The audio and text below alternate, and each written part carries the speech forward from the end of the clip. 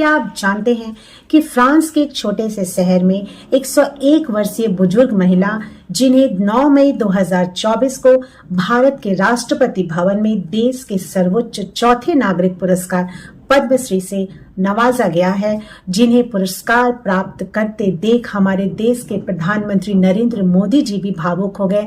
तो आखिर कौन थी ये महिला, जिन्होंने हिंदुस्तान के जमीन पे कभी कदम नहीं रखा, लेकिन यहाँ की संस्कृति की गहराई में छिपे योग के ज्ञान जो कि ऋषि मुनि द्वारा दिए गए हैं, उसे न केवल 7 समंदर पार एक योग शिक्षिका के रूप में उसे प्रचारित किया, बल्कि भारतीय संस्कृति को विश्व मंच पर शांति और संदेश के माध्यम से प्रख्यात भी किया।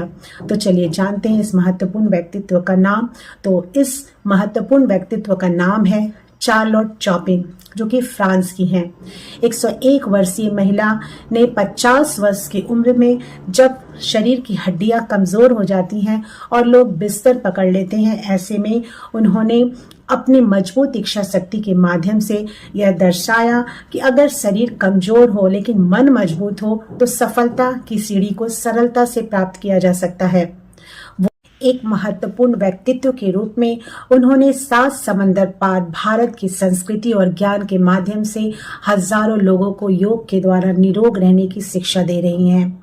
यह सोचने की बात है कि जब विश्व में हमारे देश की संस्कृति की पहचान को महत्वता है, तो फिर हम अपनी जड़ों से क्यों दूर हो रहे हैं? क्यों हमारी युवा पीढ़ी इतनी तीव्रता से पश्चिमीकरण और भौतिकतावाद की ओर बढ़ रही है और उतनी ही तीव्रता से अपनी संस्कृति से दूर हो रही है और उसे अपनाने में हिचकिचाहट महसूस कर रही है? भारत के ऋषि मुनियों ने हमें केवल ज्ञान ही नहीं दिया, बल्कि जीवन जीने के लिए शक्ति, शांति और सहयोग की भी शिक्षा दी। भारत को विश्व गुरु कहना गर्व की बात है, लेकिन वसुधैव कुटुंबकम का संदेश देने वाला भारत में शिक्षा के माध्यम से हमें संस्कृति को इतना मजबूत बनाना है ताकि हम पूरे विश्व को ज्ञान की रोशनी प्रदान कर सके। चार्लोट चॉपिन जैसे व्यक्तित्व हमें ये प्रेरणा देती है और संकल्प लेने की शक्ति देती है कि अपने जड़ों पर, अपनी संस्कृति पे गर्व करें और ऐसा भारत बनाएं जो संपूर्ण विश्व को केवल सिखाता ही नहीं है, बल्कि प्रेरणा भी देता है। और इसके लिए शिक्षा एक महत्वपूर्ण और सशक्त माध्यम है। अगर आपको वीडियो पसंद आता है तो आप लाइक करें, सब्सक्राइब करें और शेयर करें और कमेंट बॉक्स में अपनी राय जरूर दें।